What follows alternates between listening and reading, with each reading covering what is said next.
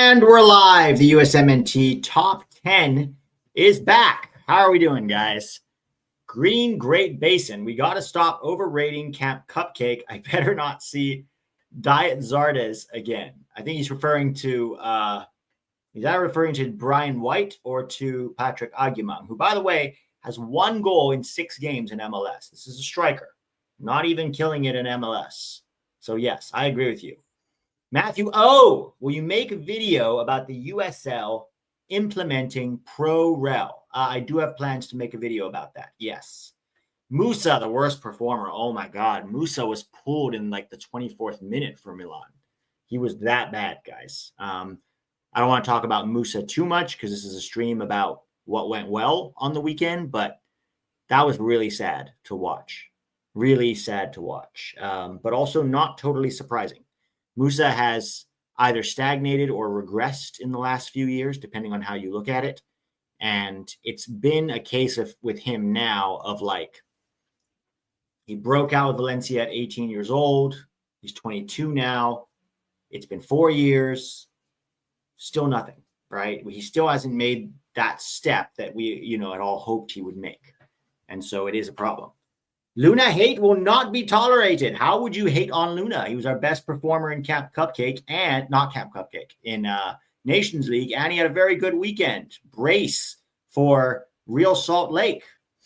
Would you call in Damian Downs over Sargent for the USMNT now? I think that's probably premature. I want to see how he continues to do in the second division over in 2 Bundesliga, but maybe a Gold Cup call-up. The problem is it's neither Sargent nor Damian Downs right now. It's Balogun and Pepe if Pepe is back. Now, if Pepe's not back, you could make an argument for Downs for sure. Hello, Pete. How you doing? Diet Kool-Aid.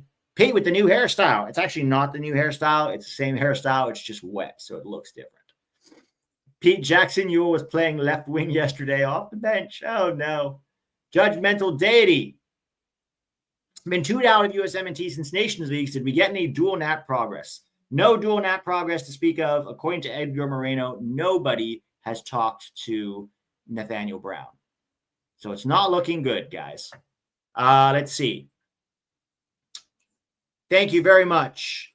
Thank you very much. Kevin Polite, even though my USMNT fandom is down, I will always support Pete and to help grow the game. I cannot tell you how much I appreciate that, man. I know it's a rough time to be a USMNT fan for all of us, but we do have a good weekend at least to talk about. And I know there is a little bit of a feeling for some people to go, well, it's great if they do all this stuff for their club, but why should I care if they don't do it for country? And that's valid. That's totally valid, right? But I will still keep going at least until the World Cup. And then after that, we will see what that looks like. I watched Mathis. Albert Mathis played today with Dortmund's under 19, and I was really impressed with his performance. He even scored. Tizer 3031. Where do you find that footage? Or is it streamed somewhere? Is it streamed on the Dortmund website? Mathis Albert is a high-quality young prospect for sure. Let's see how he continues to develop. Love Luna, but love my Galaxy more. Why, Diego? Yeah, it's tough when a player you like scores on you. Trust me. Trust me. You Yank for life. Kansas City moves on from Peter Vermees. It's crazy how it took 16 years for Kansas City to move on from Peter Vermees. LOL. Yep. But it's MLS. That doesn't really surprise me. A lot of MLS clubs, especially because he was the GM on top of the head coach, it's much harder to move on from them. Berhalter lost to the New York Red Bulls on the weekend, so that's a win for everyone except Chicago Fire fans. USA, USA. Oh, it's on the DFB channel on YouTube. All right, I'll check it out, Tizer. Thank you for the heads up. Big shout out to everybody who joined Patreon this week. Thank you, everyone. I appreciate it. Let's dive in here to the weekend.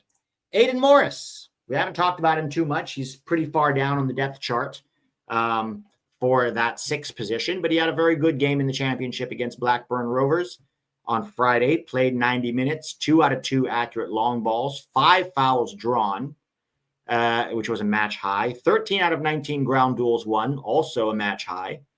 3 out of 3 clearances, 3 interceptions, and 10 recoveries. He's becoming quite a big bulldog in that Middlesbrough midfield. And if you go read the Middlesbrough fan comments, they're very pleased with his acquisition. But again, I think that speaks a little bit to the quality that we have in his position, that he can't really get a sniff right now. A couple more here. Pete, with all the injured players coming back, do you think these players will bring an edge to the USMNT? I hope so. I think definitely having A-Rob back, Balogun, Pepe, Tillman, we will see. Dest, we will see. But for sure, I think having more players that are, fit and available will definitely help, better players. But I don't think it addresses the real issues that we're dealing with right now, which is that this team is so soft and doesn't compete when they show up for the US. They're entitled. I mean, I want to start this whole diatribe all over again. But it is a big, big, big problem, right? Why was Dest not in the PSV squad for their last game? Great question. He had a knock. It was supposedly just a 1-game knock, and he should be back next week. All right, let's continue. Number 2, Haji Wright, after his hat trick before the international break, got a goal against Sunderland, played 90 minutes, scored 1 goal, 1 chance created, 0 out of 2 successful dribbles, 2 out of 2 accurate long balls, 0 out of 7 ground duels won, which is interesting. But 4 out of 9 aerial duels won. They lost this game to Sunderland 2-1, but he did get the consolation goal for Coventry. And this was the goal itself. He was more of a right place, right time. His fellow striker hit it. Keeper saved it. And it was basically just dropped to him. He was on the half turn, and he turned around and volleyed it in. Sometimes being in the right place at the right time is all you need to do. For me right now, Haji Wright is probably our 3rd place striker. I think you have Balogun, you have Pepe, and then if you need to go beyond that, you put Haji there. Because right now, at least Haji has performed for the national team in ways that we cannot rely on Sargent to do. Matthew O, what would your best 11 midfield be if everybody is healthy? I would like to see a Johnny, Tillman, Adams midfield would look like. Yeah, it's maybe we can experiment with that in the Turkey-Switzerland friendlies in June, right? That would at least be the hope. But we'll see, right? Let's see what happens with Gio's club situation. Weston is obviously in there too. I don't know if you bench Weston right now, although he was abysmal in the Nations League as well. So yeah, I mean, it's one of those things where they're just going to have to fight it out and earn it, right? Griffin Yow scored a goal for Westerlo. By the way, according to Larry Henry from SBI, and I think he also writes for The Athletic now too, both Griffin Yow and Brian Reynolds are likely to be leaving Westerlo this summer because Westerlo has to sell players in order to, comply with FFP regulations. So it'll be interesting to see where they go. I think maybe we look at it as a situation where maybe the Netherlands would be good for both of them, but we will see. Unfortunately, I don't have the footage for Griffin Yow's goal. It's very hard to get Belgian footage from the Belgian league. They do upload the highlights, but much later. Much later, so it's not always available the next day. But he did score. Josh Sargent. Once again, the frustration with Sargent continues. Now, there are people that will argue, look, Sargent did not have a terrible Nations League game. And actually, you're right, he didn't.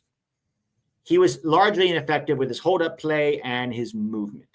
But he wasn't awful. He did score the chance from Weah. His other chance hit the player and then hit the post and went out. I think most of the frustration with Sargent, which is understandable, is that he hasn't scored for the U.S. for so long. And then some people will argue, yeah, he hasn't gotten enough chances or he hasn't gotten enough service. And that is also true. And yet, guys like Pepe have had no problem scoring. Guys like Balogun have had no problem scoring. Haji Wright has had no problem scoring. So at some point, you have to go, hey, look, we like Sargent. And what a goal he scored for Norwich. I mean, what a beautiful, beautiful goal, which you'll see in a second. But it doesn't seem to translate to the national team for whatever reason. But we can celebrate his amazing goal for Norwich. Again, this is just the sketch of it.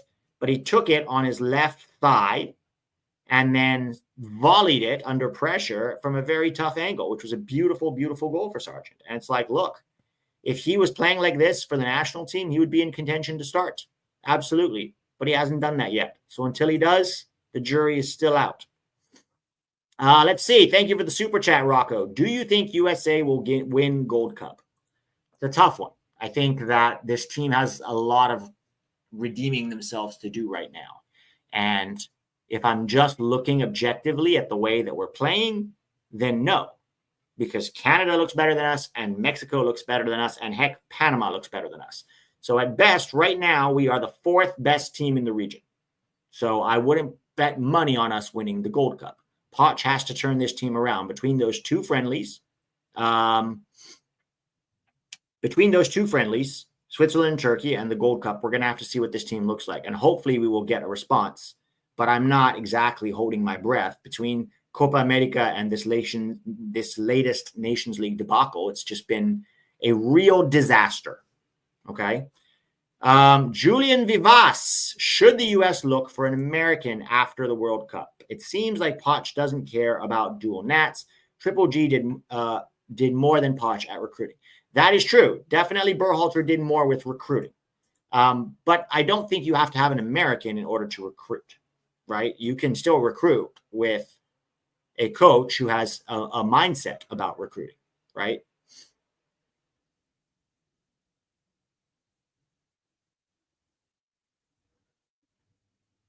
I remember when we were done. I think I have frozen here. On the screen, it looks like I have frozen. And I'm not sure why. I'm plugged into the wall with the internet. It might just be my laptop acting up again. But this is Richie Ledezma. So look, just to answer your question, Julian Vivas, it doesn't feel like we necessarily need an American, although if there's a good American coach, I'm open to having him. Right now, I don't think there is a really strong American coach candidate, and that's a problem.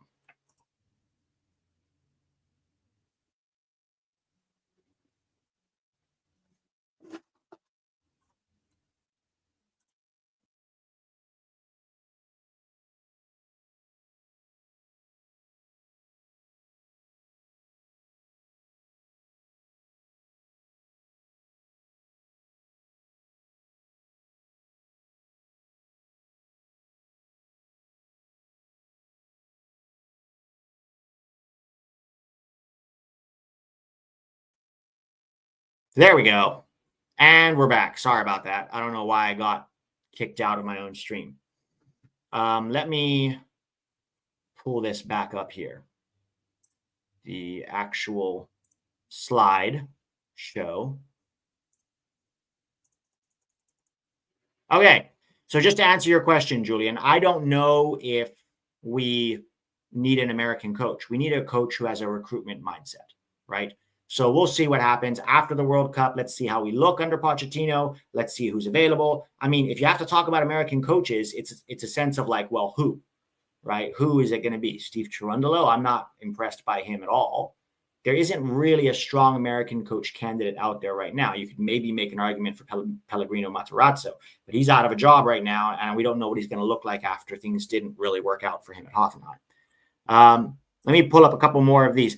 With Jimenez flopping after dominating in the Eredivisie, is doing well in the Eredivisie still an indicator of success in a top 4 league? It's a great question, Alexander. And to be honest, no.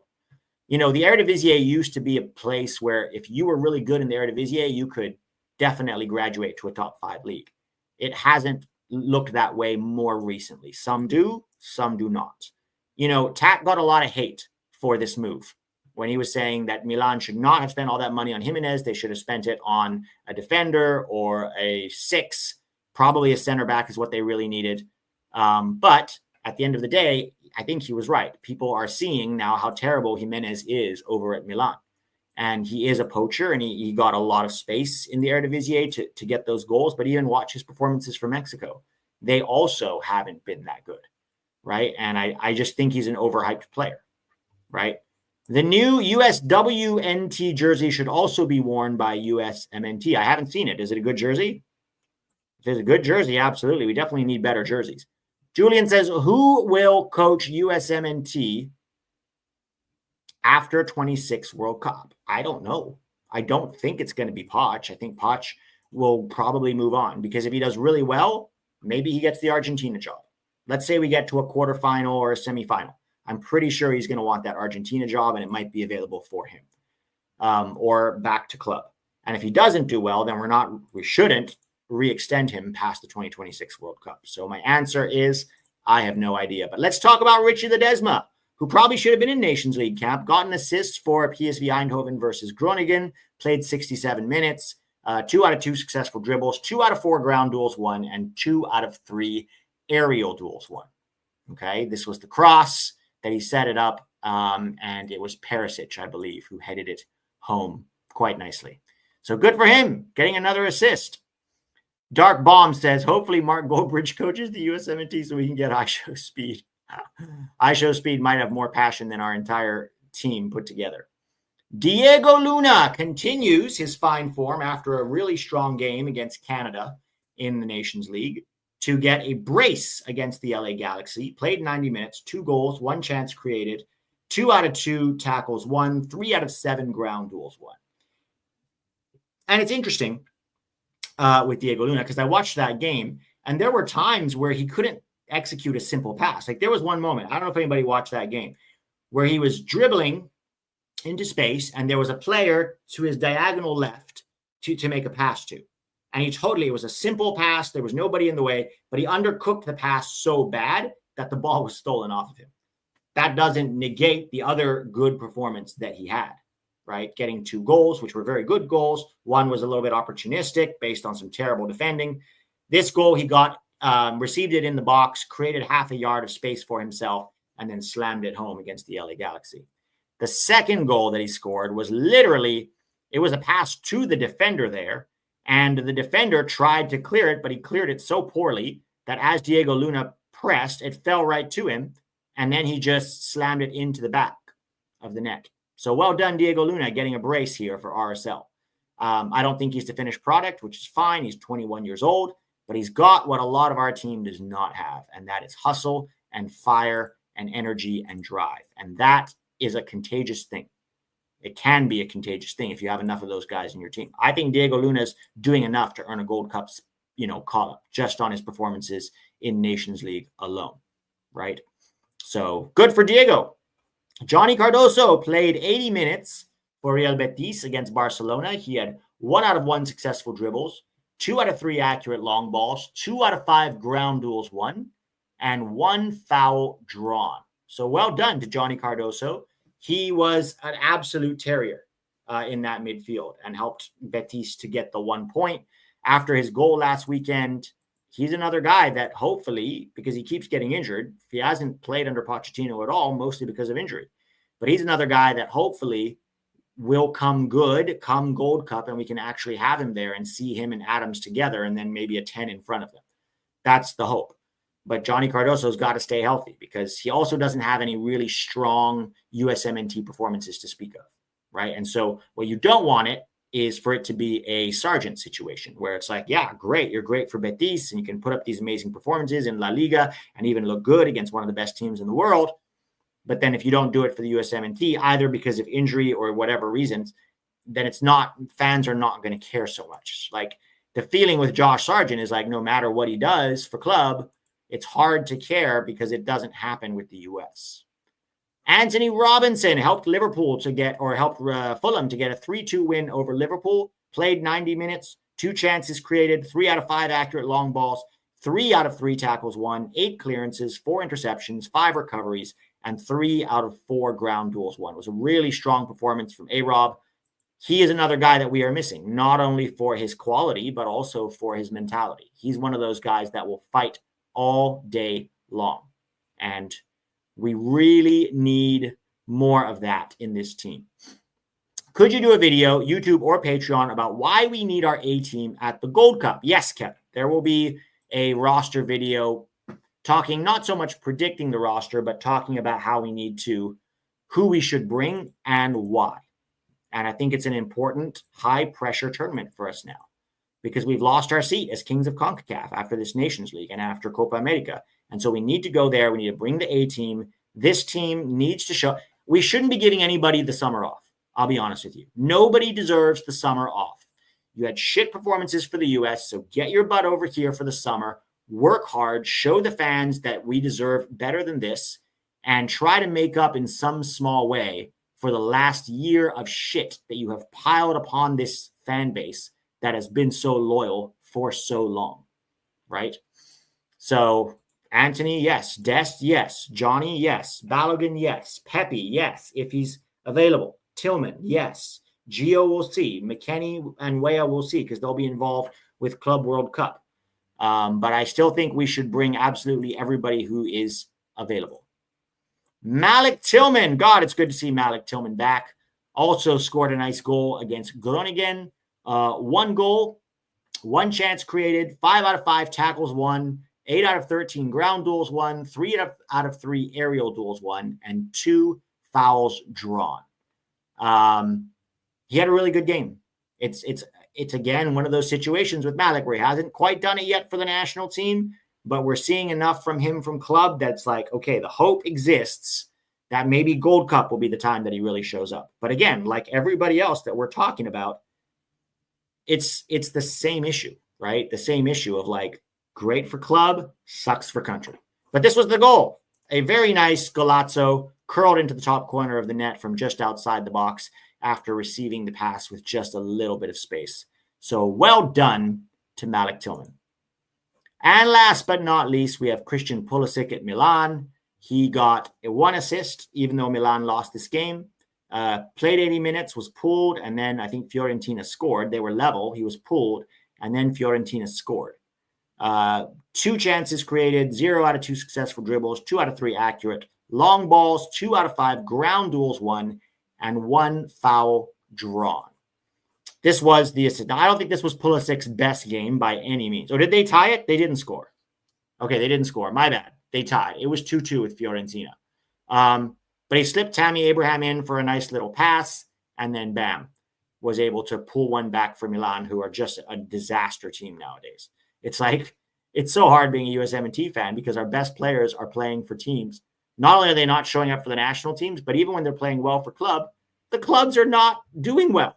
And so it's just more deflation. You know what I mean? It's just more deflation. Derek Rishi, how you doing? Derek says, but Musa, oof, lack of sack award. Is that a new straight red card thing? Have you guys graduated from stepsisters to lack of sack? Would you call Gio? So great question here, Julian Vivas. I've given up on him as a player. I think it depends. It depends. Is Dortmund taking him to Gold Cup? Because they're not playing him. I mean, are they taking him to Club World Cup? Because they're not playing him. They're really not. So it's kind of like, okay, would you call Gio? No.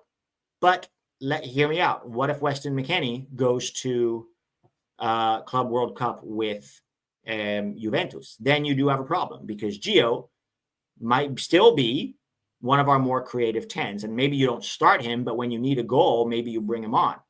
And I'll be honest, I think that Gio, yeah, he needs a club situation change. Absolutely. He does. He also needs to get his own shit together. Absolutely.